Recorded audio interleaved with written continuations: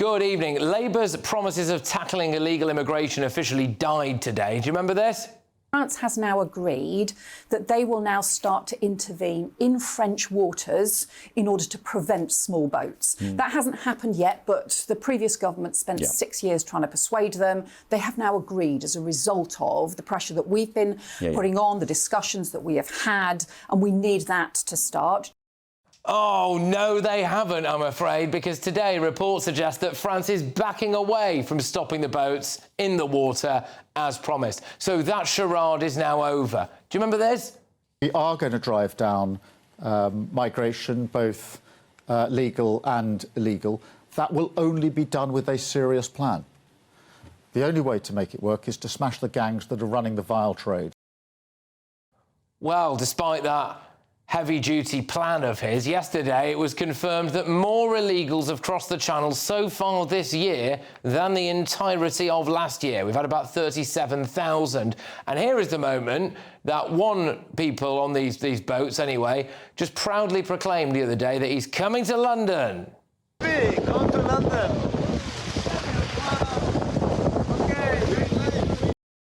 Yeah, and now he has, obviously. He'll be here now, so that's great. Now, we can reveal that deportations of small boat migrants are down 7.4% under Sir Keir Starmer. Under this Labour government, everyone who enters Britain illegally is now allowed to claim asylum, and fewer small boat migrants are being deported. That's just a fact. Do you remember this one-in, one-out deal?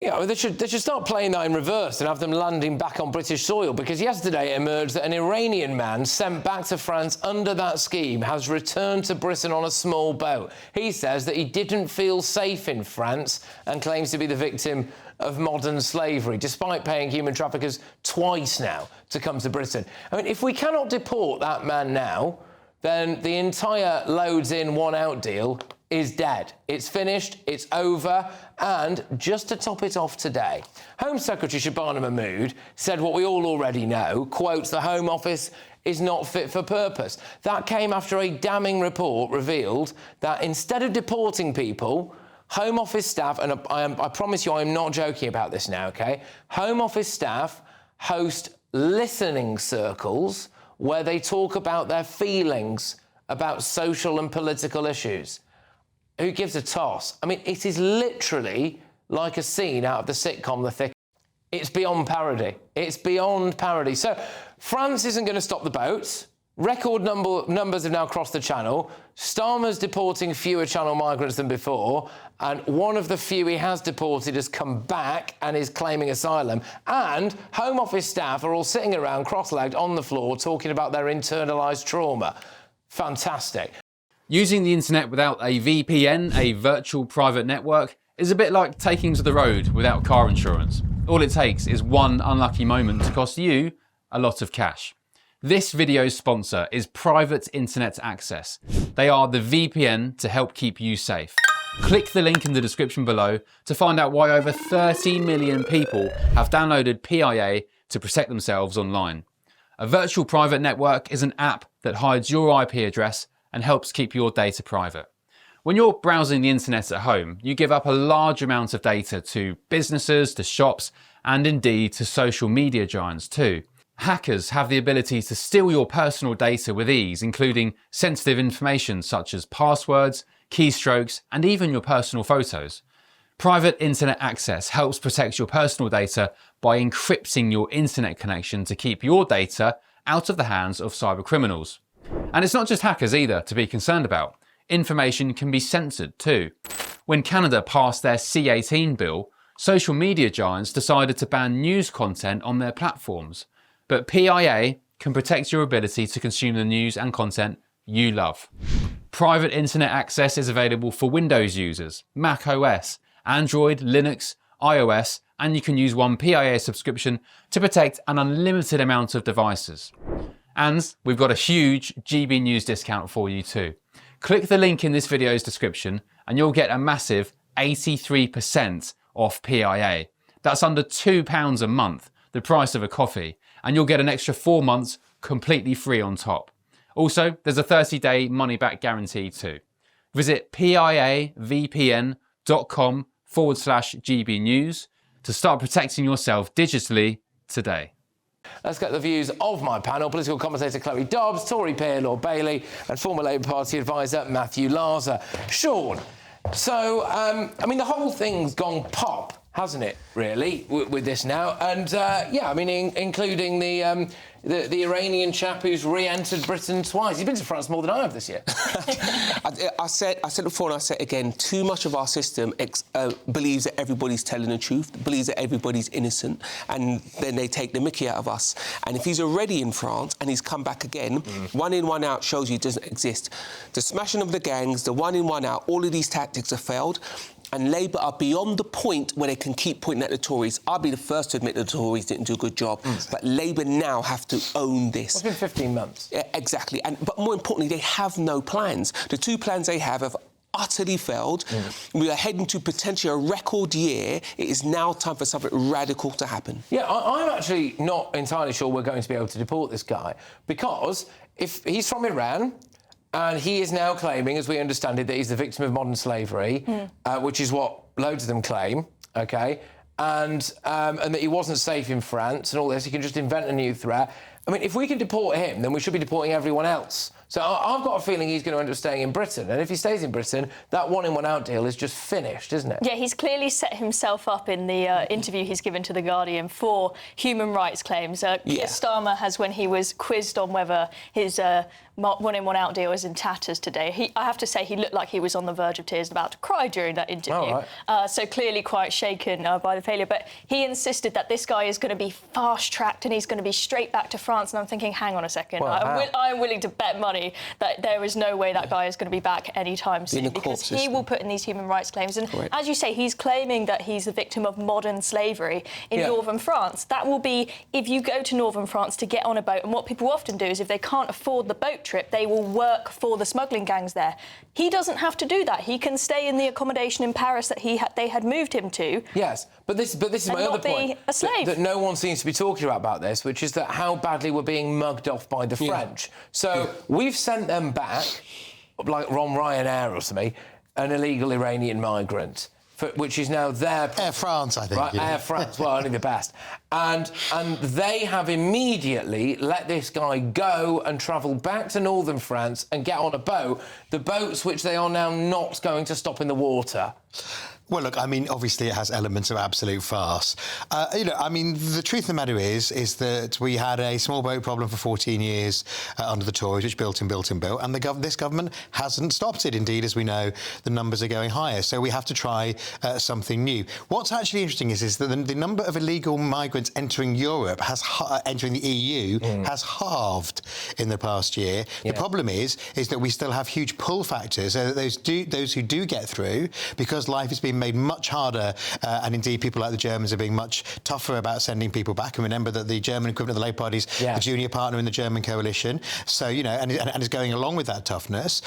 So therefore Britain becomes more of a pull factor. Now, look, I think there are things like the digital ID card, very controversial with our viewers, I know, probably controversial with my fellow panellists, but we're the only country in Europe which you don't have to show ID to access many services. Here. People aren't coming here because we don't have ID. Sean, that's nonsense. Sean, that's hold on. If people are coming here... Sorry, Sean, it was my turn. Yeah, but if people are coming here illegally, make them register. Don't make us register. That's absolute nonsense. Sean, every single expert, including those who want to get tough on migration, think that not having an ID card is a pull factor. We know if you have Sean, not meant to can I finish my go?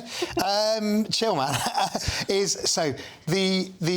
Clearly the pull factors like that need to be stopped. We can't have the Tories bleating about it, but the government is going to have to do more, and what it's probably going to have to do to stop if it wants something like the ability to fast track people back who are taking the you-know-what, but it's going to have to derogate from bits of the ECHR. Or obviously, the other thing is that we could look at why has entry into the EU halved, and it's because they're doing things like turning the boats back. And they're not putting up people in hotels, they're not making life easy. It's got nothing to do with ID. There are fewer put people in hotels, Sean. We only have the hotels because your lot, Sean, failed for 14 years. When Labour left government in 2010, there wasn't a single person in a migrant hotel. When you handed us the government, there were record numbers. All of that you lot failed does not wash. Yes, it does. You can't get rid of people in 15 months. It's your for a problem go. that took 14 years, Sean. Can't wipe your hands now. It's your go, and it's getting worse.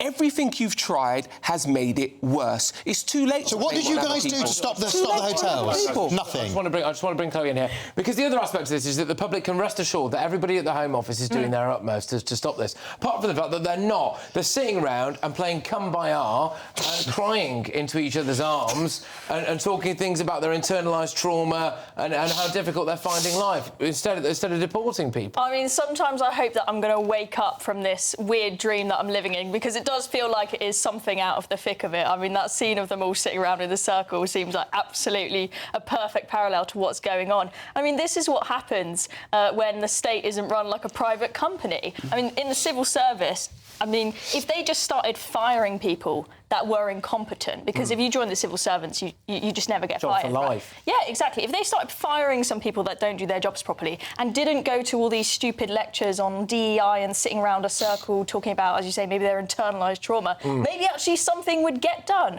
Also, I do think that if you're going to be a civil servant in the Home Office, there should be some requirement that you actually believe in deporting people. I'm amazed that enough people come into the office for them to be able to have their talking. What they need to do... They might do it on... Absolutely, there might be a Zoom They need to stop the activism within the civil service. That's the problem. They should not be in the civil service discussing how they feel about politics. They should be doing the exact opposite. What they should be given is cover. If they're asked to do something, it's on their minister, never on them, and they should just do their jobs. The whole idea that they're in there discussing their politics, I think, is a worry, because that leads to activism.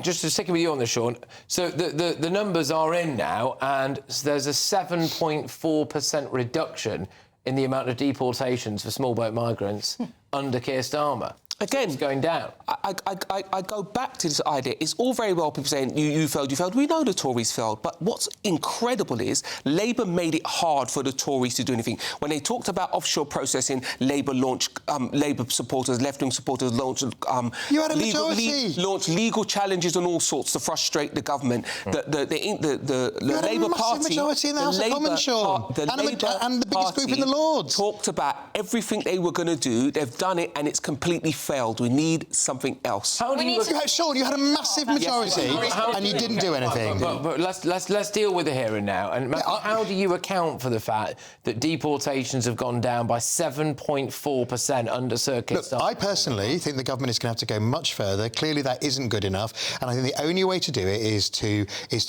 And one of the reasons that the European countries have done it is because they've derogated from some aspects of free movement, as you said, Patrick. And I think the only way to do it is to derogate from some aspects of the ECHR and the migrant convention, because they've got to stop this crisis, and the government hasn't done enough to do it. But frankly, no other party has got an issue apart from the fact the Reform and the Tories want to deport people who we've already said can stay here and are working here, which is daft. Well, also, Matthew, you pointed out that arrivals into the EU have halved. If that is true, then the percentage coming here is massive. The fact that we are nearly on track for a record number this year crossing, or at least on par with 2022 when we had 45 crossing, is astonishing. Yeah, but the percentage coming here is huge, you're right. Just final word to you on this, Chloe. How concerning is it for the role of Britain on the world stage? You know, obviously, we know we've been royally mugged off over the Chagos deal, all of that stuff. But when you look at what's going on with the French now, I mean, we came over, we could not have rolled the red carpet out any more for little Prince Emmanuel. He came over, you know, got the full state king treatment, and then even told our then Home Secretary, Yvette Cooper,